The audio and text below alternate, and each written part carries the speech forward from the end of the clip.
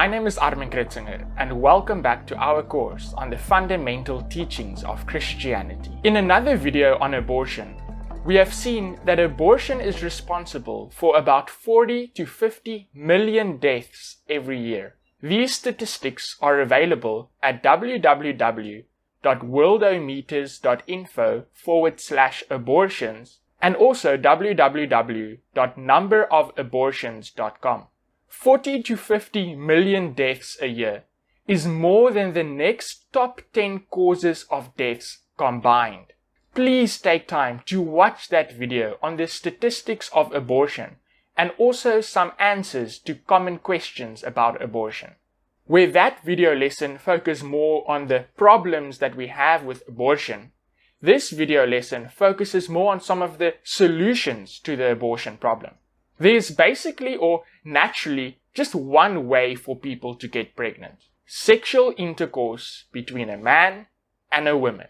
This can further be divided into two groups: consensual sexual intercourse, where both the man and the woman give consent, and non-consensual sexual intercourse, or rape, where either the man or the woman does not give consent. According to the official statistics mentioned earlier, about 99% of abortions are the result of pregnancies that came from consensual sexual intercourse where both the man and the woman gave their consent.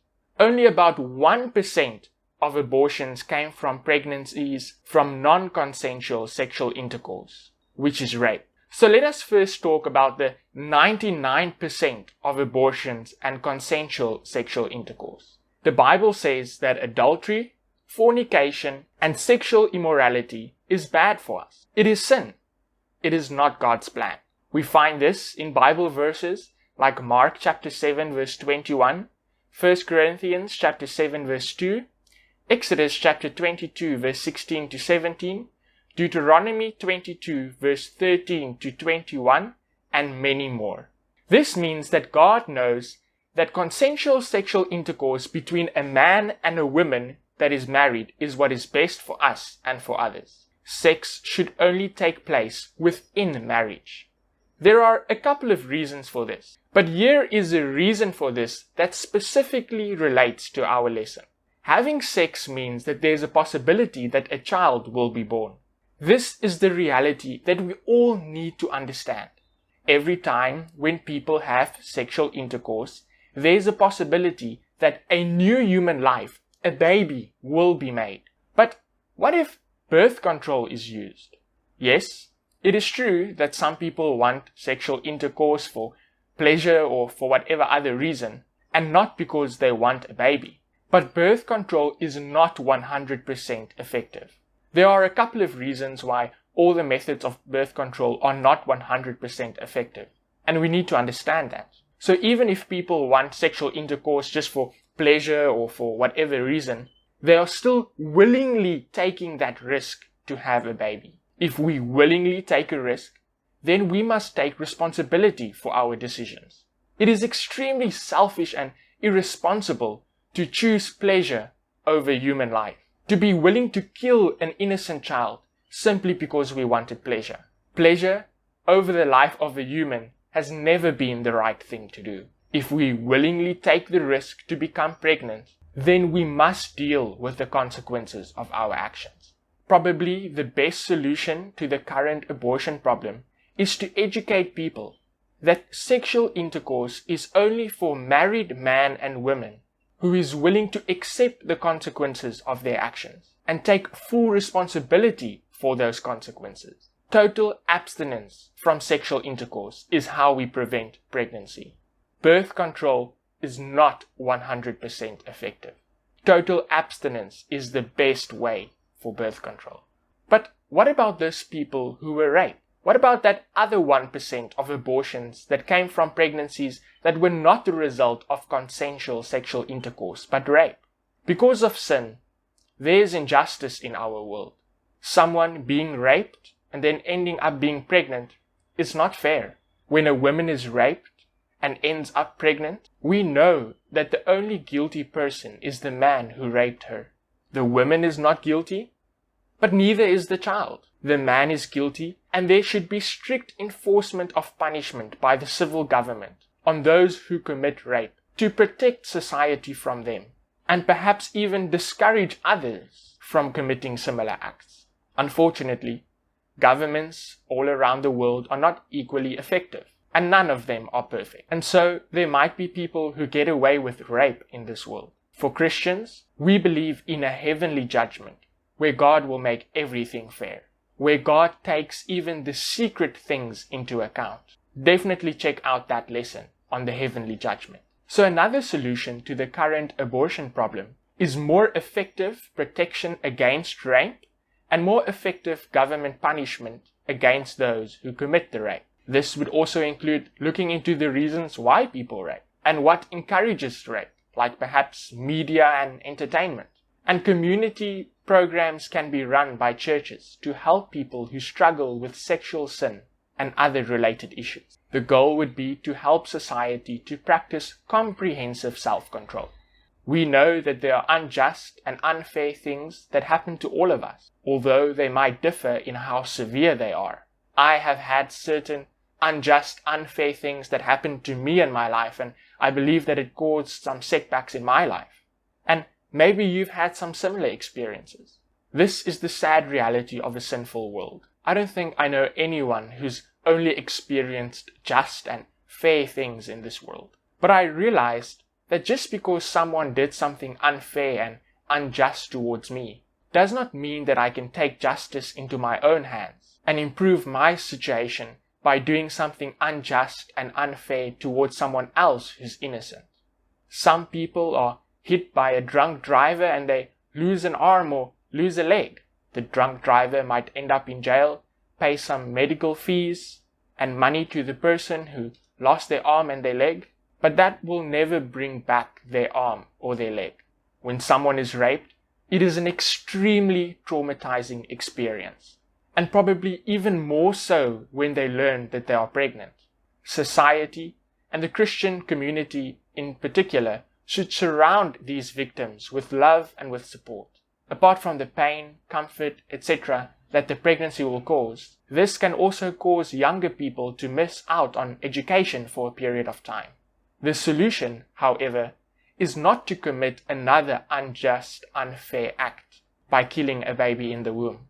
Just like a girl who's hit by a drunk driver who loses her family and her arms and her legs and needs to spend months in hospital, should not commit another unjust or unfair act towards another innocent person.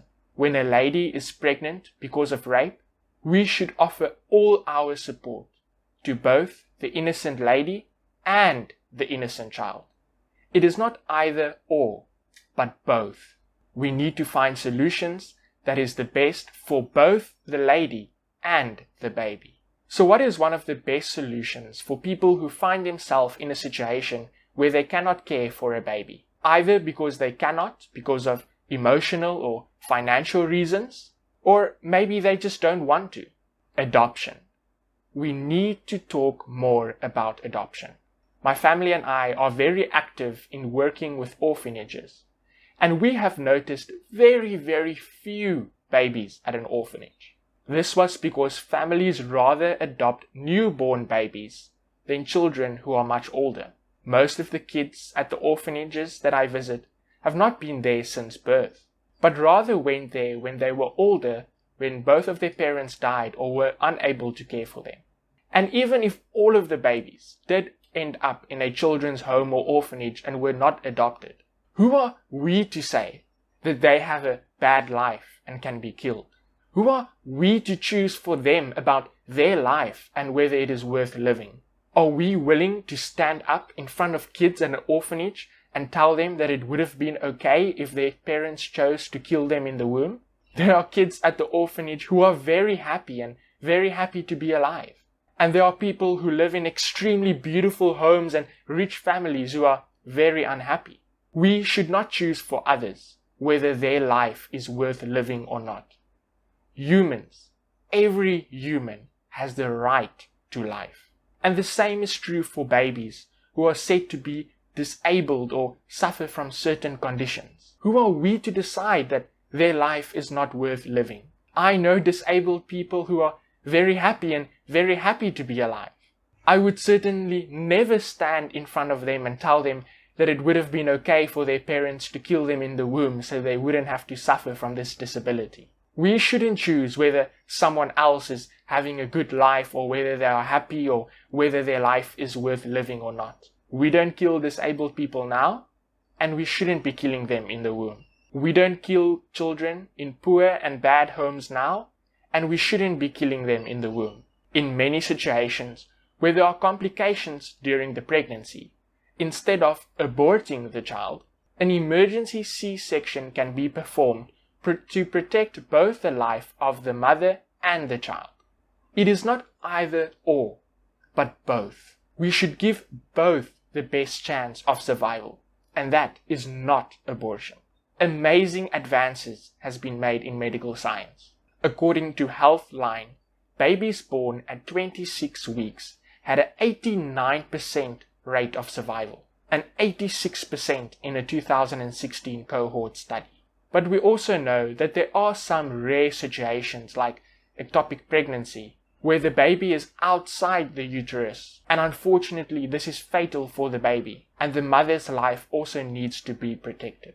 Love and support should be given to all people in these situations. Christians and other religious communities have a duty to support those who are pregnant, those who are raped, and those who cannot care for their children, and then provide loving care for those children. Just like there are laws that do not allow me to kill my next door neighbor, so there should be laws that do not allow us to kill a baby in the womb. These laws should be focused on those who are committing the act of murder, like the doctors. So let us look at 10 of the solutions to the abortion problem that we've talked about in this lesson. First, educating people about what God says about sexuality, including that sexual intercourse is only for a married man and women who consent. Secondly, educating people that with all sexual intercourse there's a risk of pregnancy, even when using birth control. Number 3, educating people that when we take risks, we must take responsibility for our decisions, and killing another human is not a justified way to flee from our responsibilities. Number 4, more effective protection against rape and punishment for rapists through civil government legislation that God has ordained. Number 5, Christian community programs to help people who struggle with sexual addictions and sin, provide accurate scientific information about abortion and babies in the womb, and teaching comprehensive self-control. Number 6, Christian community programs to offer long-term love and support to victims of rape, both the mother and the baby. Number 7, adoptions into loving, caring homes and loving, caring children homes instead of killing the innocent child. Number 8, not choosing for a baby from rape or baby with disability or baby born in bad, poor situations, whether their life is worth living or not, but respecting their right to life and allowing them to grow up to make their own decisions about their life. Number 9, providing emergency C-section deliveries for pregnancies with complications, where possible, to protect the lives of both the mother and the baby. And number 10, providing the same protection for babies inside the womb as for babies outside the womb by legislation targeting those who perform the act of killing. Abortion is a very sensitive topic, and we always need to treat people with love and with respect. There might be certain things that we understand that other people don't understand yet, and therefore they see things in a different way. And upon further investigation, they might change their mind. So we need to deal with people in a graceful and merciful way. And at the same time, we need to understand that unfortunately, the millions of babies who are murdered every year do not have a voice to speak for themselves. No voice to beg for their right to life. And so God has given us a voice so that we can speak up about the transgression of His commandments, and so that we can speak up for those who cannot speak for themselves. Isaiah chapter 1 verse 17 says, "Learn to do good, seek justice, correct oppression, bring justice to the fatherless, and please the widow's cause." Micah chapter 6 verse 8 says, "He has told you, O man, what is good. And what does the Lord require of you but to do justice, and to love kindness, and to walk humbly with your God?"